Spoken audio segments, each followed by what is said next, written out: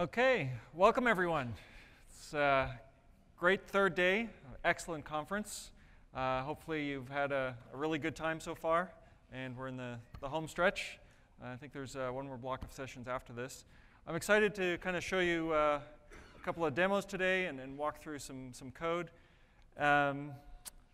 Let's get started. I want to give you a little bit of background, how I came into web games, and sort of the stuff I work on. So back in 2007, this is before I joined Google, my son and I wanted to build a game. And so we sat down, he did some artwork. He was 5 at the time. And browsers, well, they weren't that good. Chrome wasn't even out.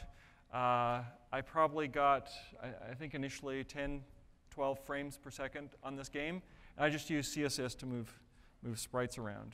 So let me show you what the game looks like. It's been preserved in history. It has some sound effects. Actually, let's turn it up a bit. Now, this is the quality of a, let's say, state-of-the-art web game circa 2007. Lots of fun, but I think we can do a little bit better than that.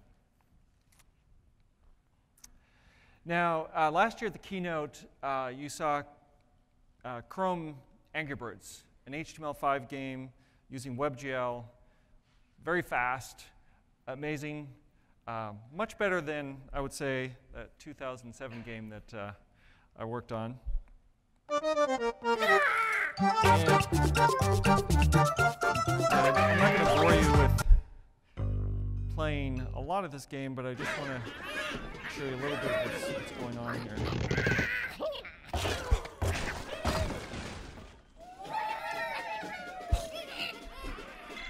Yeah, pretty good, huh? Pretty good, yeah? Okay. Now, if you played that game last year at I/O, you probably realized that the game has changed a lot. It has a lot of new levels, it has episodes, there's more functionality, your progress is now saved in the cloud. That's possible in a web game. That wasn't possible back in the day when we did shrink wrap games. If you bought a box of software, you took it home with you, that's pretty much the version of the software you had for the rest of your life. Our phones don't operate that way anymore. The phones you got the other day probably already received an OTA and are in a newer version than when you unpackaged them just the day before yesterday. So with Chrome Angry Birds, we released a framework called Play-In, and that's not really what I'm going to be talking about today, but I wanted to stick this slide out there and show you that the community has stepped up. There's other games out there that are fun. I like this one that came out earlier, just a nice little classic. And I'm going to die pretty quickly because I'm no good at this game. Yeah, no. So watching me play games the rest of the hour is probably not what we want to be doing. So as a game developer, you really need to know a lot of things about backends and front ends. You need to worry about scalability and authentication, making your game social, monetization, persisting player data. Oh, and you have to make the game playable and fun and have good graphics and do all that stuff. So let me show you the sample game that we built this year. It's not quite the quality of some of the other games out there, but we wanted to give you a showcase game, something that you could open up the source code and you could look at it and you can copy bits and pieces and you could get started. Kind of like your first kit for building a game. So I'm just going to launch that game here. We integrate with, we have authentication. Let's see. I'm not actually logged in, but I think I can take care of being logged in. Very secure password. All right. I got a list of friends. Now this is a multiplayer game. I'm not sure if anyone's on at the moment. We'll see what happens.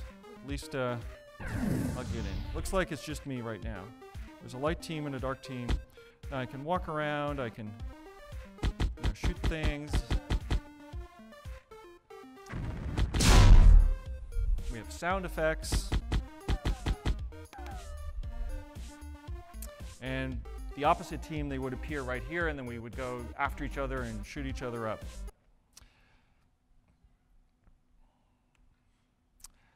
The pictures you see here are the kind of the party, or the six of the willing.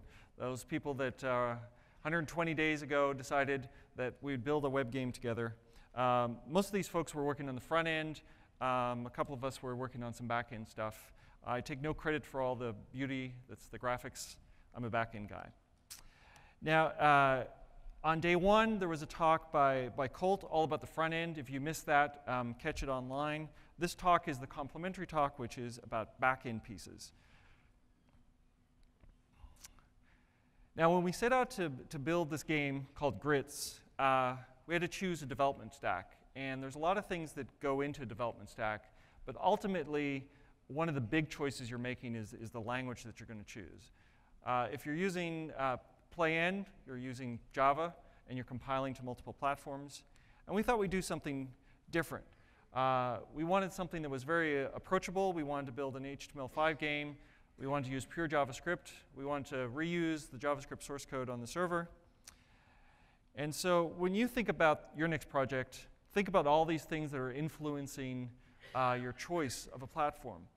And you may pick something that's really relevant, or you may pick some random thing like the hot new thing that you want to learn and work on. We decided to go for kind of developer approachability. Now, my background is server-side infrastructure. I work on App Engine, and for this project, we use a combination of App Engine and Compute Engine. The parts that we could put on App Engine, so we didn't have to write a lot of code, we put there. The Node.js server that we wanted to kind of run the physics on and share code with the clients, we put on Compute Engine inside of VM. So let's take a closer look at that architecture. You saw the web game, which is running in a browser. I'm later going to show you kind of an Android controller app that connects to the same game as well. That's pretty cool. Now, on App Engine, we do the static content serving, so we just host up the basic site. We have what are called front-end instances. This is the instances where our application code runs, and they reply to requests from the browser, like, find me a game that I can drop into. And then App Engine responds back and says, the game is available at this IP address on this port. Go for it. And then we have a special type of server in App Engine called a backend. This is a stateful server that's a little bit more long-running. And what its job is to do is to keep track of all the different games that are currently ongoing. And actually, I think I can pull up the current state right now. There's a debug URL. And here you see a big JSON response. Very down at the bottom here, let me increase the font size a bit. You see players waiting, none. So there's no players currently waiting to get into a game. If I go to the very top, there's a list of game servers, and they all have randomly generated unique strings to identify them, and then each game server has some state associated with it. In this case, this game server here has a number of running games. There's a game, 9ZXL, going on right now. Very exciting. There's 4 people in there, 2 of them logged in, and 2 of them anonymously identified by the bots. We have another game here, MA32. Anyone in that game? No, it must be the room next door. They have quite a few players going on. So this is just the state that's currently represented in this App Engine backend. And anytime a player comes in, they kind of ask this backend for some information. Where can I play? Where's an open slot? App Engine assigns the slot, keeps track of the information. So all of that's going on there, and we'll talk about that a little bit more. And then on Compute Engine, we have the actual games running. This is where the logic and the physics replay happens.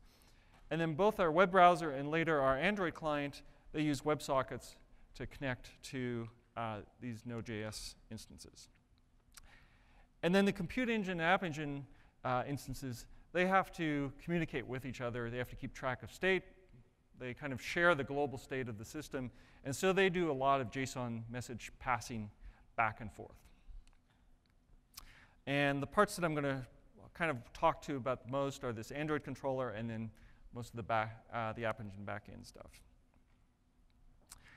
Now, when we set out to choose a wire protocol, we had two kind of top-level options in front of us.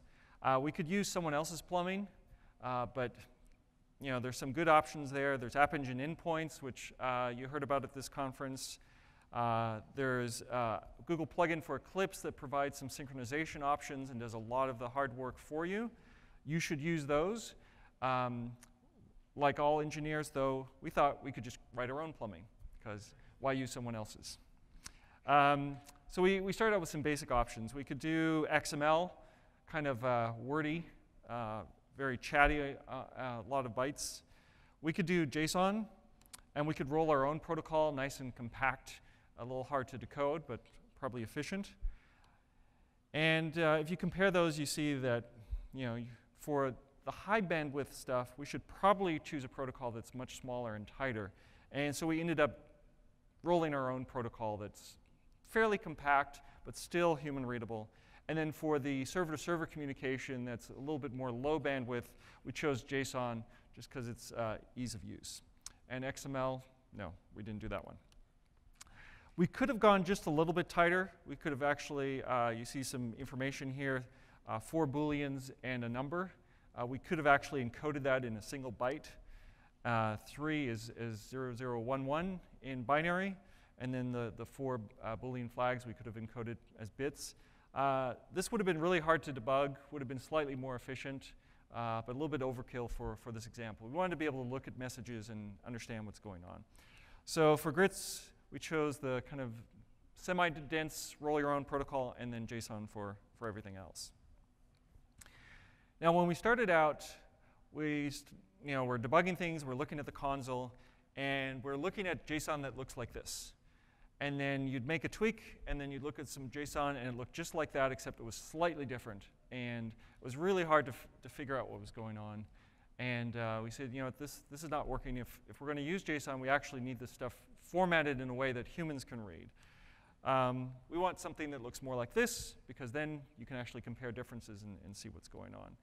So in App Engine, we use the JSON library, of course, and we did a little something. We have a debug flag, and when we turn that on, we change our JSON encoder, and we indent everything before spaces, and we sort the keys so that the controller host here that you see, that first entry, is always the first thing that shows up. It's not random depending on the order of the internal hash.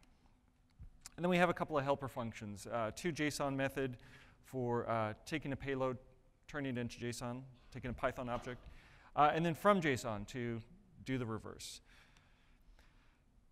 And it does some exception handling, and if for some reason it gets a message back that's not JSON, it actually prints out the payload that it got so we can figure out what's going on. In the beginning, a lot of that was happening. Now we want to make life a little bit easier as well. We created a JSON handler that kind of took care of the boilerplate. Every single time we had a request handler, we need to ingest a JSON payload, do some work, and then spit out a JSON response. And so you see that here. We have a post handler. It logs kind of the information that's coming in, throws an exception if there's no content. It parses the payload that's come in, and it handles the response. This is delegated to a subclass. And then we spit out the right content type and encode the response and send it back to the requester. And if there's any kind of exception, we print a nice, pretty stack trace that you can actually see on the other end of the connection so you can debug things. And here's that handle method that was being called above. And this is something that you implement in every single implementation. So the payoff, you'll just have to trust me. Before, the code looked like that. After, it looked like that. No. Let me show you what it looks like. So here's the code without the helper functions. The blue stuff is really what we care about. We parse something, and we spit out a response. Afterwards, there's a lot less boilerplate. Everything is kind of taken care of. And this code savings repeats itself throughout the code. We also turned on the new PageSpeed service that was announced at this conference. It has a whole bunch of rewriters. It's an experimental feature in App Engine, but it's something you can try out today. And by default, it has a number of rewriters that it turns on that it believes are safe for almost every single site out there. So like getting rid of white space in CSS and HTML, getting rid of comments. Those things are generally safe and won't break anything. There's a few rewriters that are a little more advanced, like combining JavaScript files, inlining JavaScript and CSS. And depending on your application, they may or may not be safe. And so we provide a way to kind of customize that for you. In your app.yaml, which is your main configuration file on App Engine, you add a special block, a PageSpeed block. And there you can explicitly indicate domains that you want to rewrite, blacklist URLs. And then you can enable rewriters that aren't on by default, or you can disable rewriters that normally are on by default.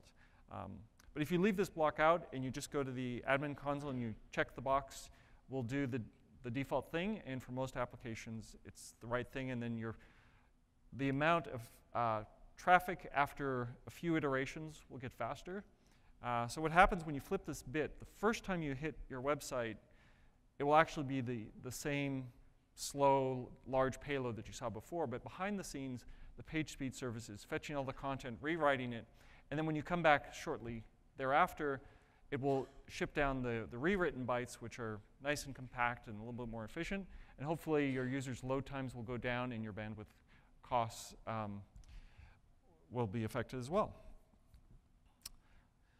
So one big pain for games that usually developers delay to the last minute is identity and access controls. This is always a pain point of integration. Security is a hard thing. Luckily, we have some existing tools that we can use in App Engine. There's a built-in users API. This is great for sites that use Google accounts. You get this full page redirect, so you don't have any kind of branding on the site. And you have to log in, or users have to authenticate themselves every 30 days. So this might be OK for certain style apps, but for games, it's probably not the best experience. It's fairly easy to use, though. You just have your regular handlers, and you add one line of code that says login required. And then App Engine will take care of the rest. It will create these interstitial pages, make sure that users cannot get to your site, or at least to these URLs, until they are logged in with a Google account.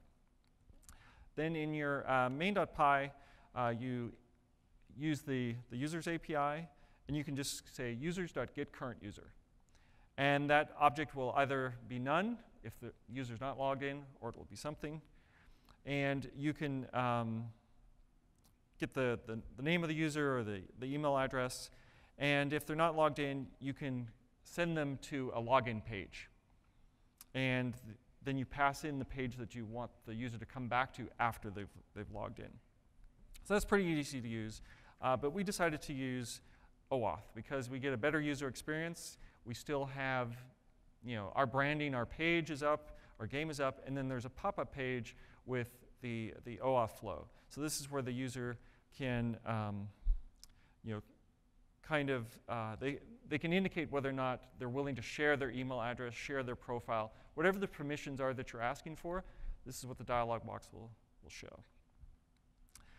Now, once the client's authenticated, it gets a special access token. And when you have that access token, you pass it into App Engine. App Engine can extract the access token, validate that the access token is correct, and then give you back the username for that user. And so it looks very much like the users API. Instead of users.getCurrentUser, you say OAuth.getCurrentUser, and then you pass in a scope. And the scope is one of the permission scopes that you've asked for when you created that token initially.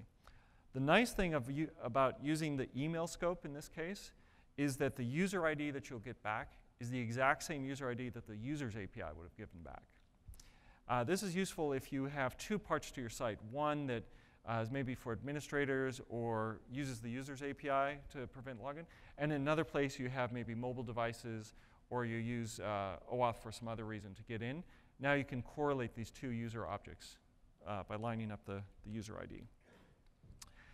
Then good debugging tip, when you have these access tokens and you don't know why they're working or what they're for or how you got them, you can just make a call to this URL, and Google will tell you where the access token, who it was issued by, what it's for, when it expires, all that good stuff.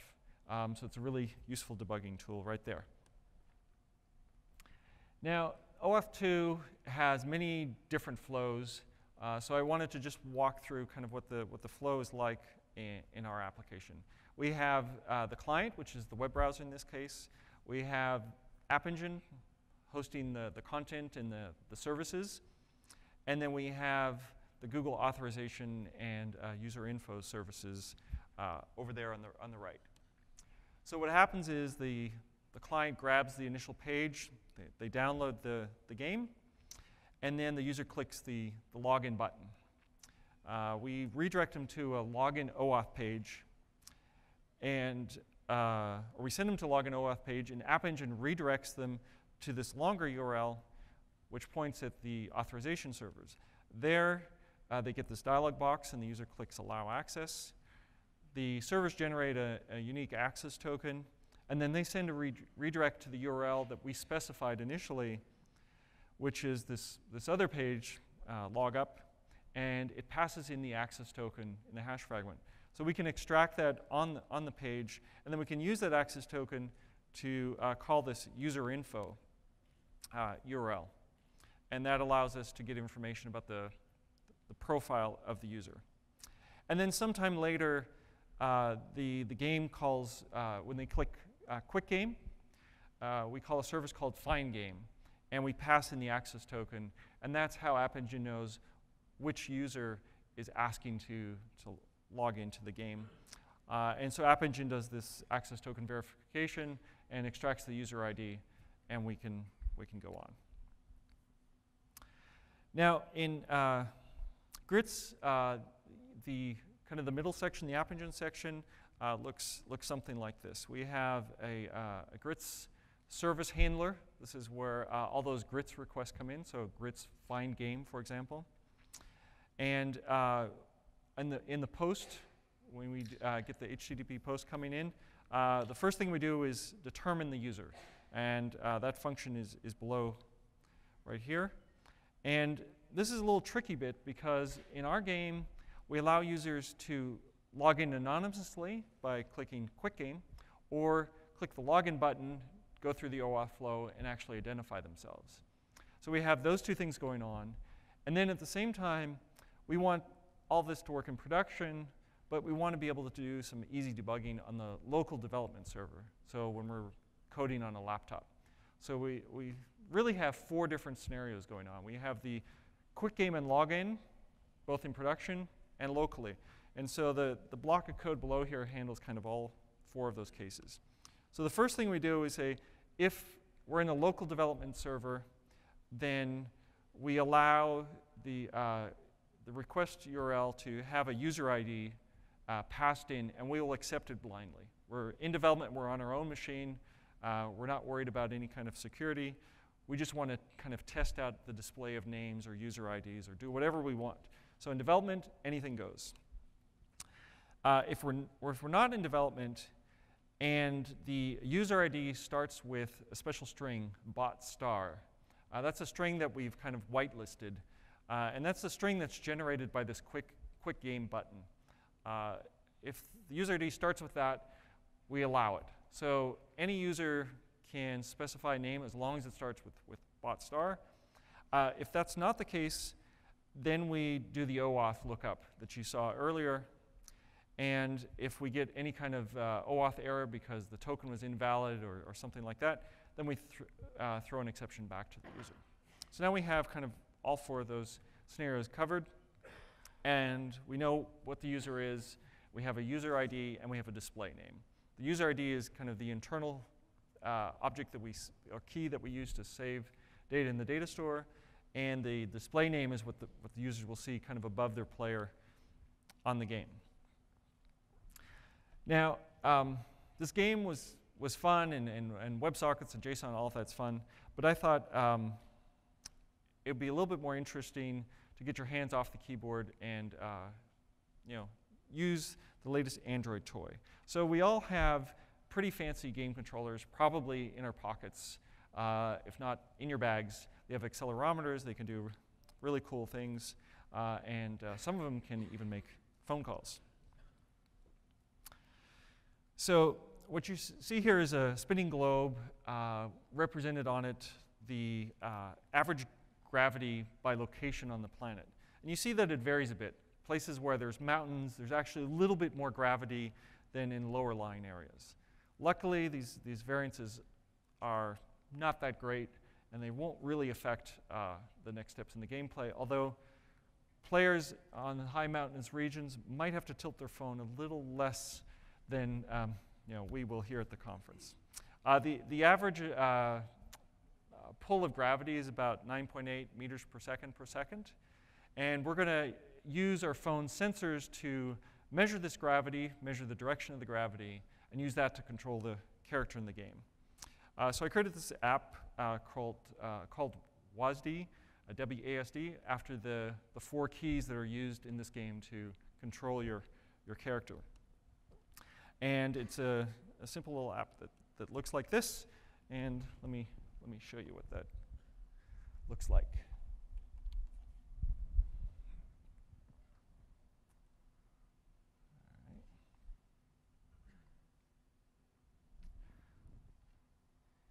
Now there's 4 buttons on here, but if I press on the buttons, you see that nothing happens. I didn't wire them up that way. I wired them up to the accelerometer. So when I tilt the game, the tablet, the different buttons light up. And so the idea is that you just rock this tablet around, and that's how you control your character. So let's see what that looks like. Hopefully the network gods will be friendly to us.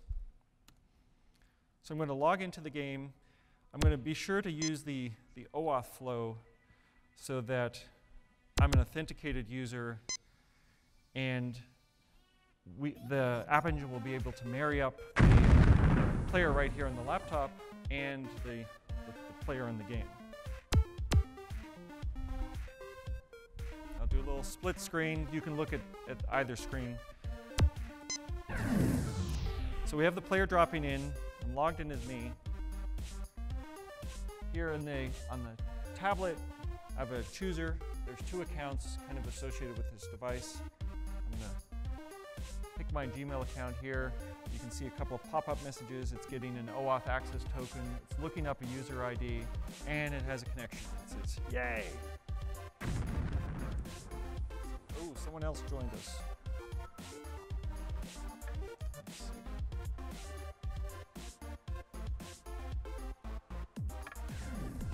Network gods are not playing good with us yet. We'll try to reconnect, see if we can make this happen.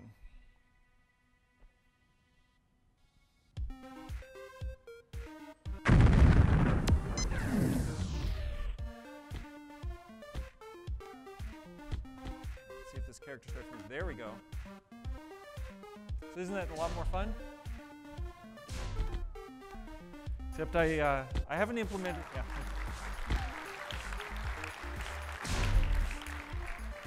So there's one problem. There's no fire button yet. And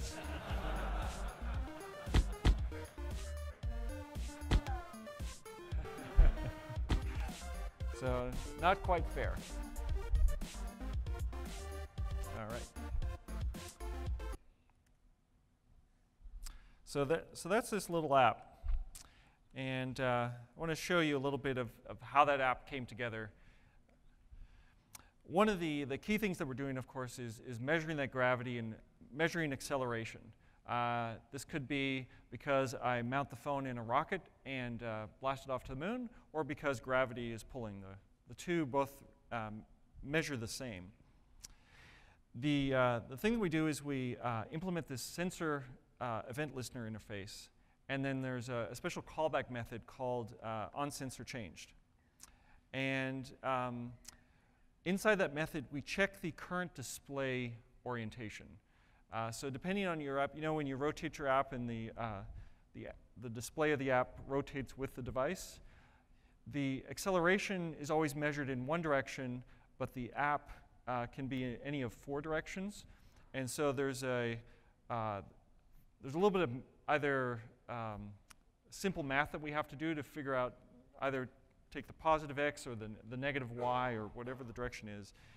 To simplify things in this app, I've just hard-coded the direction. So this app always is landscape in one particular orientation. This assert statement is here just to make sure that that's the case, and I'm not messing things up. So here you see that math I was talking about. The sensor x is the second event value in a negative, and sensor y is the first one is a positive. If the rotation of the device is one of the other 4, then the minus sign there and the plus sign, they kind of alternate and switch around. The full source code will show you what that looks like. In any case, every time we get a sensor changed, we figure out what the x and y direction are on the axis of the application display, and then we call this update directions method. And then in order to make sure that we're saving battery life, we have to make sure that in the that we have start and stop methods so that we can shut down the accelerometer and spin it back up when we need to. So we'll call those methods in a minute. Now, when we first started doing this, essentially the numbers that you get back is as you tilt the device, you go from seeing 0 acceleration when the device is completely level to 9.8 meters per second when the device is vertical, and negative 9.8 when the device is the other way. The same thing happens in the y direction, like that. So if you're holding the device level, you see about 0. But the sensor values actually fluctuate a little bit. They kind of move around. There's a little bit of noise in the sensor. Of course, you're not holding it entirely steady. So in the first iteration, I picked a value just by trial and error and said, okay, well, at about 2 meters per second, the device is tilted about right. And so if I get a reading that's more than 2 in this direction, I move right. And if it's less than -2, then I move this direction. Unfortunately, what you get is that if you're very close to that 2 value and you get that noise, the character will go right, stop, right, stop, right, stop, and kind of jitter around. And you end up having to push the sensor a little bit further to make sure that the noise doesn't get you back. So to compensate for that, you can do some low-pass filters and some fancy math. But what I did is something a little more just straightforward here and introduce some stickiness. So you see that represented in this bar here. Roughly between 0 and 2.8 is this blue section. And if the reading I get back is between 0 and 2.8, I assume that I treat that as a key up. In other words, that key is not currently pressed. And I have to go all the way to 3.0 before I trigger a key press. And then everything from 3.0 above is key pressed. When I come back down, though, instead of turning things off at 3, I don't turn them off until I reach 2.8. So the trigger is at a different spot than the release is. And this makes the game a lot more playable. That way, once I tilt it, as soon as I get to that 3, then it's kind of sticky there until I go back to 2.8. And those numbers are kind of arbitrary, but those are a little bit of trial and error. Now I do that in all four directions. There's this stickiness, both X, Y, and up, down, left, right. So here's what that looks like. We have the update directions method. We pass in the sensor X and Y. And here we're looking at the threshold to see if the X is greater than 3. That means I'm over the red line there. In that case, I want to turn the left button on. Now, if the sensor is less than that threshold minus the stickiness factor, then I turn the left direction off. I repeat this for the opposite. I repeat it again for the Y. And then at the very end, I light up the buttons and say, if If you're going left, do a bright color, and if you're not, do a darker color. So then in the main activity, this is the thing that, the display in the app, the screen where you see the buttons, that's the activity. There's an onCreate method. And when we first get here, there's a few bits of information we need. We set a flag to keep the screen on. Because I'm not touching the screen, interacting with it, I don't want it to go to sleep. So I do that flag. And then I get some shared preferences where I can store which user ID the user wants to be logged in with. I get the account manager so I can get identity information and get OAuth keys. I get the sensor manager so I can get access to the accelerometer. I get the display so I can figure out the rotation. And then I set the content view, which is light up the display, put the layout on there. And then you can kind of find the different buttons on the display. So in Android, you kind of lay out your display in this, either in a WYSIWYG layout or in XML directly. And then you have unique IDs for all the elements. And after you display those, you can go find them and get access, references to those objects. And then we spin up our sensor listener, which we'll start up. Now this is the bit about saving battery. In the activities on resume and on pause methods, we spin up and shut down the sensor manager to save battery power right there. So if another pop-up comes up, like a text message, or the user moves over to another app and then comes back, we want to make sure to shut down the sensors. Now, I'm going to talk a little bit about how the game is wired initially and then how I wired in the controller after that. So we have up to 8 players in the game, and each one of them has a WebSocket connecting to the game engine on Compute Engine. And we're using socket.io, which has endpoints, kind of like URL endpoints. You saw those 4-character random games before. So I picked a game here called ABCD, and they're all connected to the same game. And each of the players, as they move, they send up physics and position information to the game engine. So each of the players will say, my X and Y is here, my velocity is this, and by the way, I just shot off a bullet. And the game engine will kind of compute what's going on and then tell all the players about what actually happened. And then each of the games is actually predicting its own physics, but listening to the server. So the server is authoritative. So each of these players has their WASD controls on their keyboard. And when they hit one of the controls, the game logic fires off the necessary events up to the game engine. And then the game engine fires off all the events back down to the different players. And this is happening for all players all the time. So there's a lot of traffic kind of going back and forth. Now, we want to have an Android controller there. And when I started out doing this, I was trying to replicate the kind of the game logic inside the Android controller. And that meant I would have to worry about physics and position and have all of this rich knowledge about the game. I didn't want to do any of that. I'm way too lazy. I wanted to just send keystrokes for left, right, up, down, and be done with it. I didn't even want to implement fire, as you noticed. So I decided to create another WebSocket endpoint and actually create one for each player. So you see these here. They're ABCD, exclamation 1, 2, 3, 4. And these are dedicated sockets that 4 different controllers can connect to each of these sockets. Now here's the way it works, is the Android device connects to this other socket. And over this channel, it sends a very simple protocol. It sends, I think, the number 3, a colon, and then it sends 4 characters that are either Y or N for the 4 different directions. So 4 Booleans. The game server reflects that back up the normal ABCD channel, but in a different protocol. This is the game protocol, which has a lot of complex messages and is something that I didn't want to implement.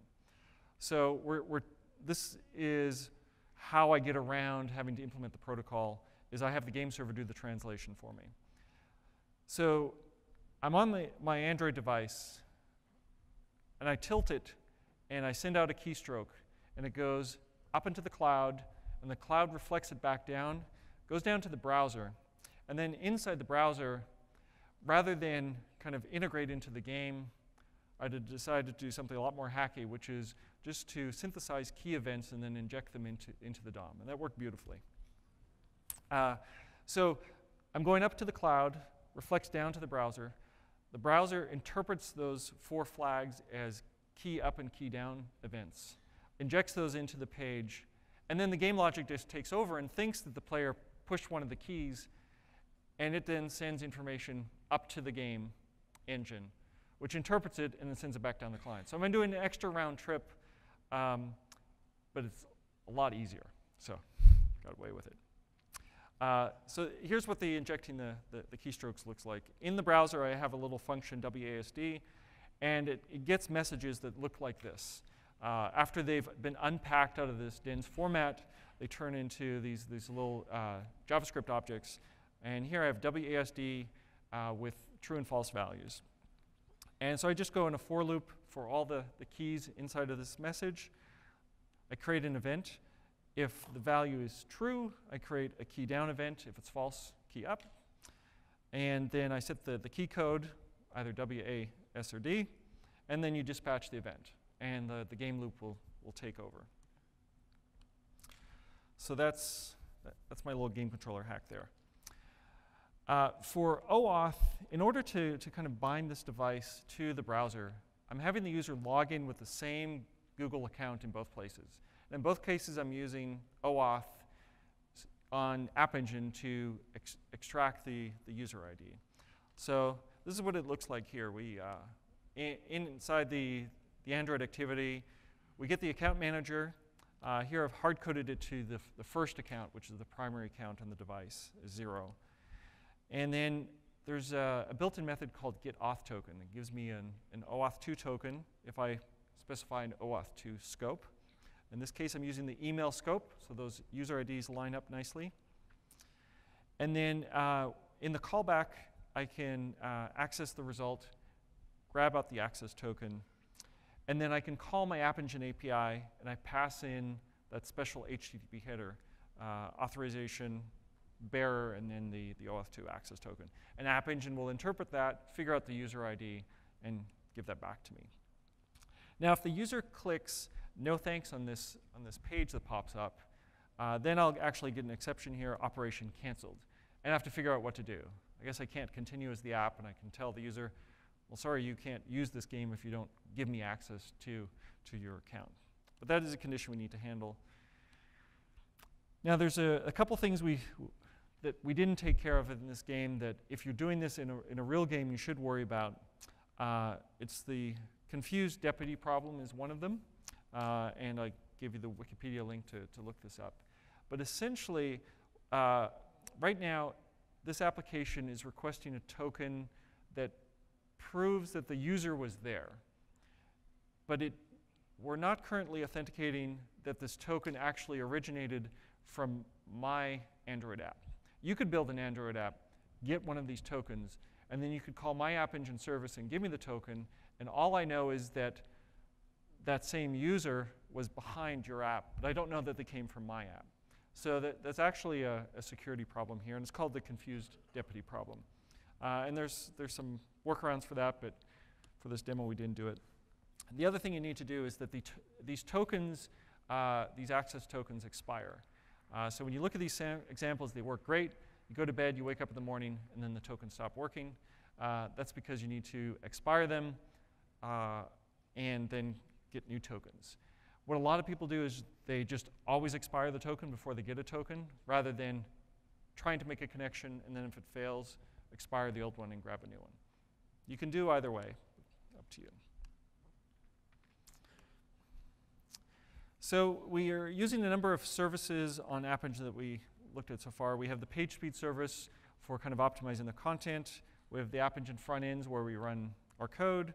We have the high replication data store where we're actually persisting data, player data, number of wins, number of losses, number of credits for virtual items, which you can't buy just yet, but that's coming soon. And then we're using the OAuth APIs to authenticate users. Now, the high replication data store,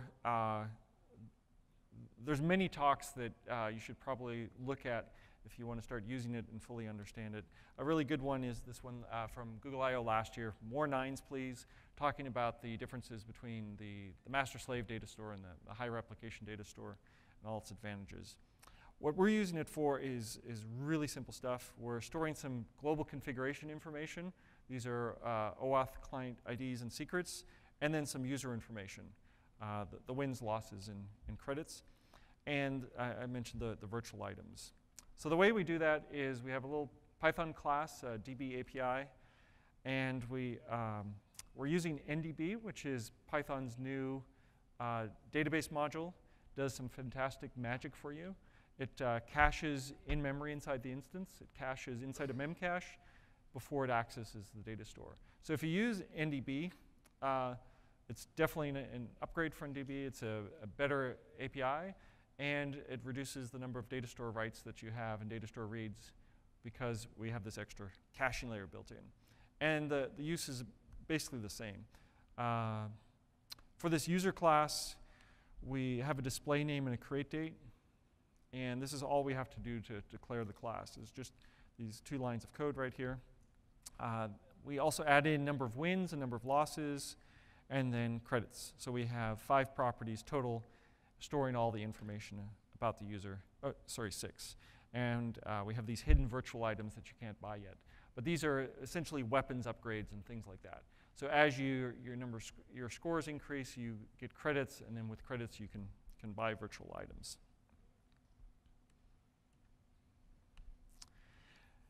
Now, managing all these different servers, we have multiple game servers running. We have App Engine, is quite a bit of work. And I wanted to give you a little bit of insight of kind of what that looks like, what the JSON flows look like in the communication between the different pieces. So we have potentially an administrator, one of the game creators that's trying to look at the game, debug things. We have the actual player. Then we have the App Engine, which has 0 if there's no traffic, or many backends if there's a lot of traffic at that moment. We currently have 1 App Engine backend that is kind of coordinating all the matchmaking. And then on Compute Engine, we have a Node, on each instance, we have a Node.js controller, and then potentially many games. And all of these components need to talk to each other and exchange information. So what happens is each time a Node.js instance starts up, in its initial startup script, it calls home. It calls the App Engine matchmaker, and it registers itself. And it's basically telling App Engine, hey, I'm available. I'm ready to spin up games for you. Whenever you're ready, send me players. Then there's a player that comes in. They load up the page. They go to index.html. They get a bunch of resources. And eventually, they click Quick Game. And they call this grits method, this find game method. And they talk to one of the front ends, which just passes the information on to the back end. The back end then goes and pings all the Node.js instances very quickly to find out if they're all still alive and healthy. And it picks one at random, and it calls start game, requesting it to start up a game. If the instance rejects, then it just goes on to the next one and calls start game there. But assuming it accepts, that instance will create a brand new game, empty game with no players. That information is given all the way back to the player, and the browser opens a WebSocket connection directly to the Node.js instance using the IP address and the port provided to it, and the name of the game, which is this 4-character random sequence. So at that point, that player is in the game, playing the game. Other players follow this flow, and they're all communicating directly to this backend instance. Then as players drop out or the game finishes, we'll get this update game state message back to App Engine, giving us the summary of what happened. How many kills, how many wins, how many points did players do, how many games did they play, and then the game over URL when the game actually ends. Separately, the admin might do some debugging here. We have a couple of callback hooks like list games to see how many games are active. We have this debug call, which is the big JSON block I showed you earlier. And then we can talk to the individual node backends and get some logging information. So here's that big debug section you saw earlier. Let's see if list games, what it shows us. Okay, so this gives us, you see there's one server right here. There's a game. There's a second game. And that's it. And if we look at one of these games right here, you can see the different information. So this is the control host. This is where the main instance is running. This is the WebSocket URL where the game is running. This game supports a maximum of 8 players, minimum of 1, and currently there are 3 players inside this game. And it's been running for 173 seconds right now. So there's some happy players right now. So let me get through this slide again. So that find game call invokes this matchmaking service that I've been talking about. And so I wanted to walk through that real briefly with you. We've done something very simple. We're not doing anything skills-based. We're just allotting players to different slots. So we have this queue of players, and it's a first-come, first-serve. As you drop into the queue, you have the first opportunity to play the game. So a player drops in, we get a couple more, then we get a few more players, and now suddenly we have a whole backlog of players. So we call this start game method, start up a game, minimum of 2. So we're going to take 2 players out and shift them into the first game. We'll slide everyone up, and we'll repeat this process. And we're constantly trying to fill up new games. So now we have 3 different games going, 2 players in each, and we only have 1 player left. Now if we drop this player into a new game, they wouldn't be able to play because they would have to wait for someone else. So what we're going to do instead is we're going to slide them into one of the remaining slots and have them drop into existing game. So that's the entire matchmaking service right there. So in code, what does that look like? Well, we do this 2-pass flow that I talked about. If there's no players waiting, there's nothing to do. Otherwise, we do a first pass, which is we match players based on the minimum number of players in the game. So that's 2 per game, and then we go across until we can no longer fill up slots. And then we do the second pass, which is do matchmaking based on the maximum number of players. So in this phase, we're filling up everything up until 8 players.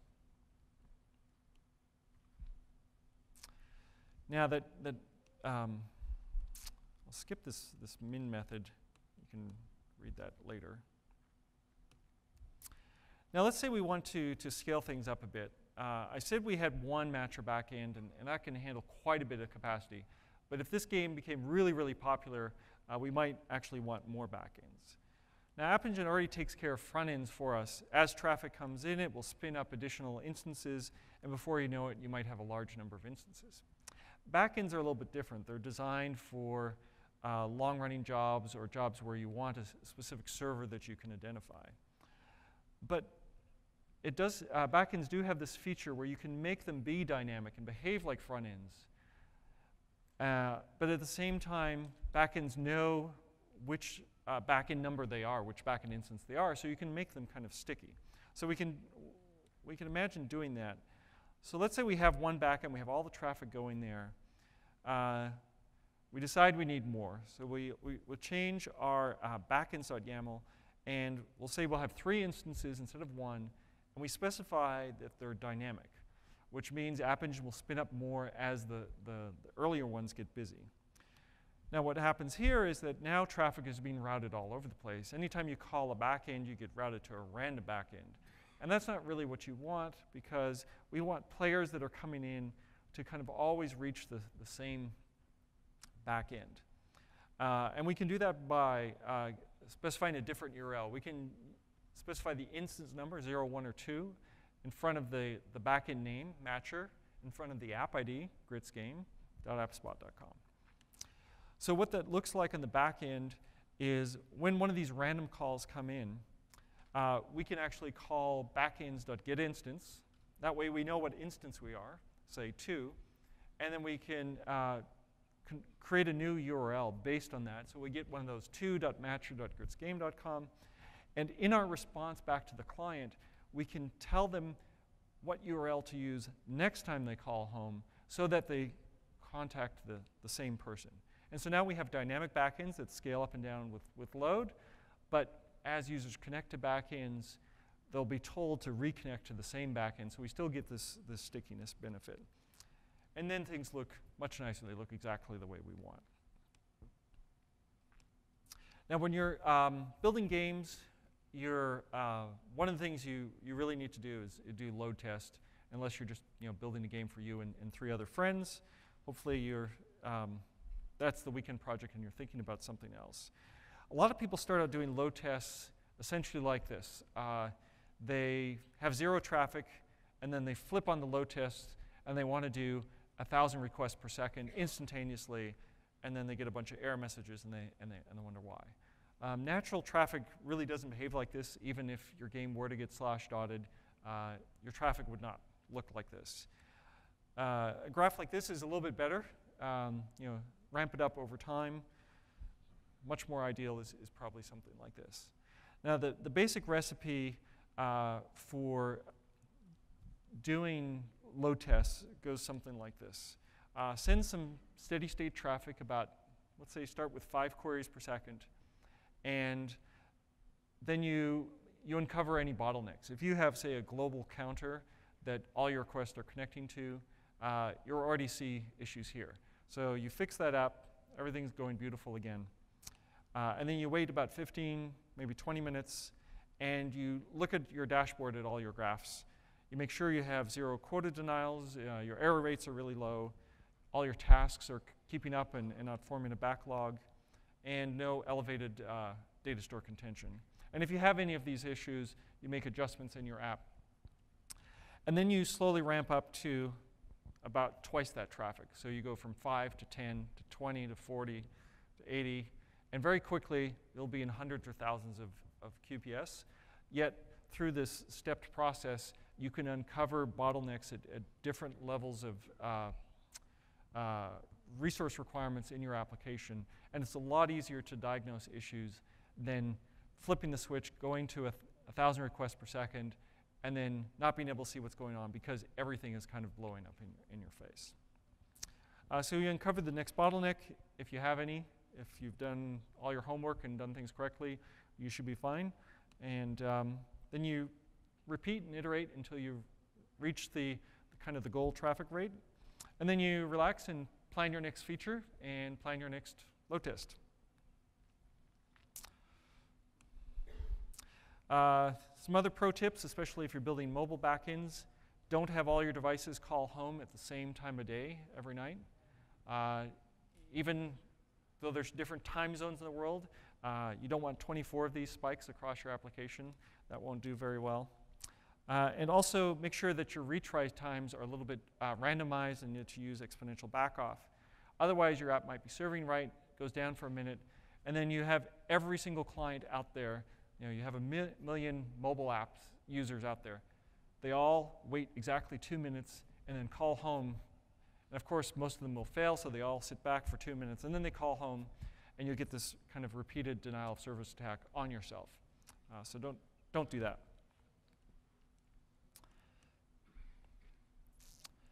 I'm going to skip over some of this. You can read this later. So what you saw here is kind of building JSON APIs, integrating with OAuth, using matchmaking and backends, taking an Android app, kind of all the basic building blocks for backend services. Colt's talk, which was the complementary to this one, talked all about the kind of the front end, how you build atlases and sprite sheets, how you put together all the JavaScript, how you create the protocol messages. So really, you should have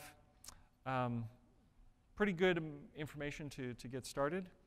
Now, I know we're actually out of time here, but I wanted to briefly show you this other idea that didn't quite come together.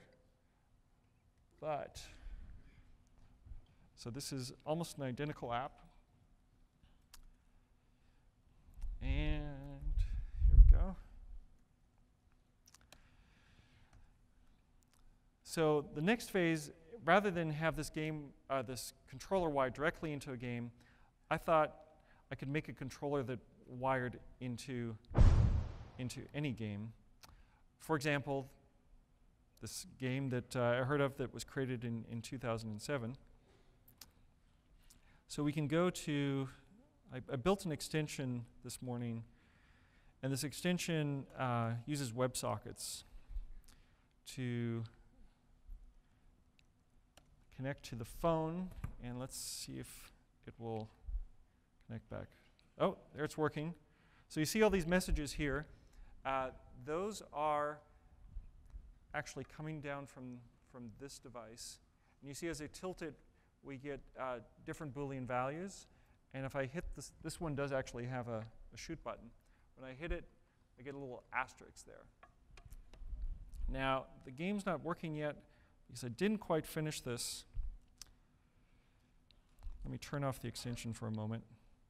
The very last piece of wiring that I'm going to put together probably this weekend is actually injecting the keystrokes, and this is the code I showed you before. So you see here, let me see if I can zoom in here for you. We have key code 32, which is a space. And this game needs a space to start. So if I inject this piece of JavaScript into this page right now, the game starts.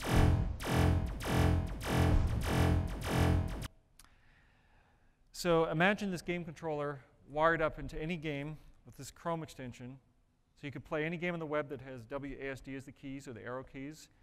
And you just pick up your Android device and you tilt it, and it injects keystrokes in the page.